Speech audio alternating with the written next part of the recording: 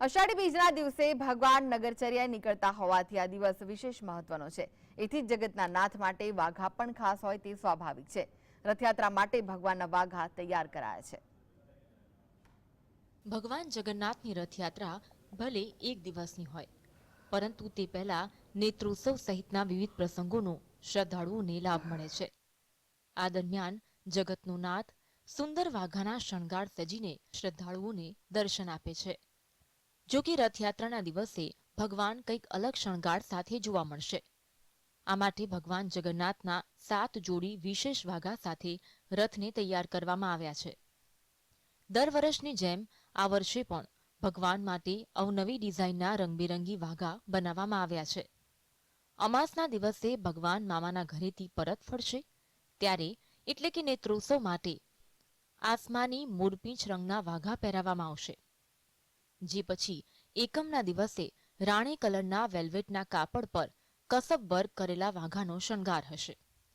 રથયાત્રાના દિવસે મંગળા આરતી માટે ક્રીમ અને લાલ રંગના ગજી સિલ્કના કપડાના વાઘાથી ભગવાન સુશોભિત થશે, જ્યારે રથયાત્રામાં નગરચર્યા માટે લાલ મખમલના વાઘા તૈયાર કરાયા છે।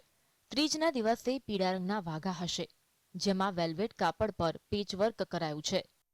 વાઘા છે આપણે જગન્નાથજી મંદિર છે મહારાષ્ટ્રી છે એમના હાથે આપણે રાત્રિના દિવસે મુહૂર્ત કરતા હોય છીએ અને વિવિધ જગ્યાથી કાપડના સેમ્પલ મંગાવતા હોય છીએ।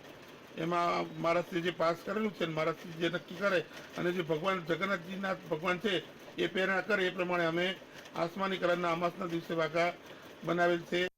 સુનિલભાઈ છેલ્લા 20 વર્ષથી જગતના નાથના વાઘા તૈયાર કરે છે।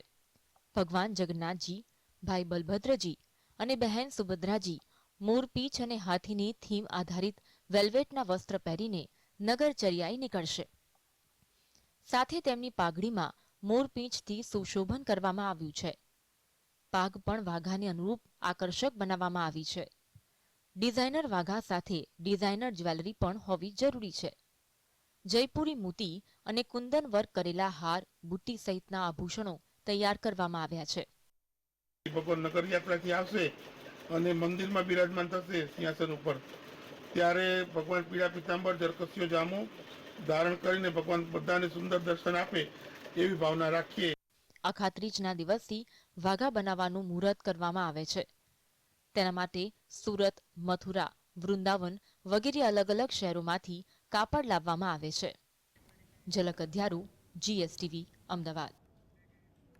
તો ભગવાન જગન્નાથજીની રથયાત્રાને લઈને જગન્નાથ મંદિર દ્વારા તડામાર તૈયારીઓ ચાલી રહી છે। રથયાત્રામાં જોડાતા ભક્તોને મગનો પ્રસાદ આપવામાં આવે છે, ત્યારે મંદિરમાં મગ સાફ કરવાની કામગીરી પૂરજોશમાં ચાલી રહી છે। અમદાવાદમાં ભગવાન જગન્નાથ મંદિરનો માલપુઆનો પ્રસાદ જાણીતો છે।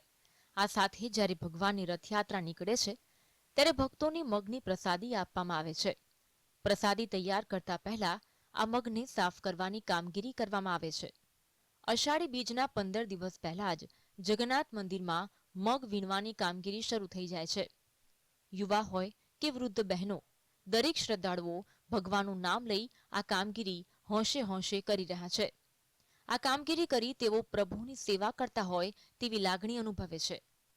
મગ વીણવાની કામગીરીમાં કેટલાક વૃદ્ધા તો એવા છે કે જેમનું શરીર કામ કરી શકે તેમ નથી, છતાં વર્ષોથી સેવા આપવાનો ક્રમ જાળવી રાખ્યો છે। અહીં અન્ય મીઠાઈ કે ફરસાણ નહીં, પણ મગનો પ્રસાદ જ આપવામાં આવે છે। રથયાત્રાના દિવસે દર્શન કરવા આવનારા શ્રદ્ધાળુઓને મગ, કાકડી અને જાંબુનો જ પ્રસાદ આપવામાં આવે છે। રથયાત્રામાં આ વખતે 30,000 કિલો મગનો પ્રસાદ, 500 કિલો જાંબુ, 300 કિલો કેરી, 400 કિલો કાકડી, 2 લાખ ઉપમણાનો પ્રસાદ આપવામાં આવશે। રથયાત્રામાં ફણગાવેલા મગનો જ પ્રસાદ શા માટે અપાય છે? ભાગ્યે જ અમુક લોકો જાણતા હશે। એક માન્યતા એવી છે કે ભગવાન જગન્નાથજી, ભાઈ બલરામજી અને બહેન સુભદ્રાજીએ મામાના ઘરે બહુ જાંબુ અને કેરી ખાઈ લીધા, જેના કારણે ત્રણેયને આંખો આવી હતી, જેથી તેમને આંખે પાટા બાંધીને ઘરે લાવવામાં આવ્યા, જે પછી ભગવાનની આંખોને ઠંડક મળે તે માટે મગ ખવડાવવામાં આવે છે। તો બીજી તરફ એવી પણ માન્યતા છે કે રથયાત્રામાં કેટલાય કિલોમીટર સુધી રથને ખેંચવાનો હોય છે, જેમાં ભક્તો પણ જોડાતા હોય છે। હવે રથને ખેંચવામાં તાકાતની જરૂર પડે, ત્યારે કહેવત છે ને કે મગ ચલાવે પગ। મગ વ્યક્તિના શરીરમાં શક્તિનો સંચાર કરે છે.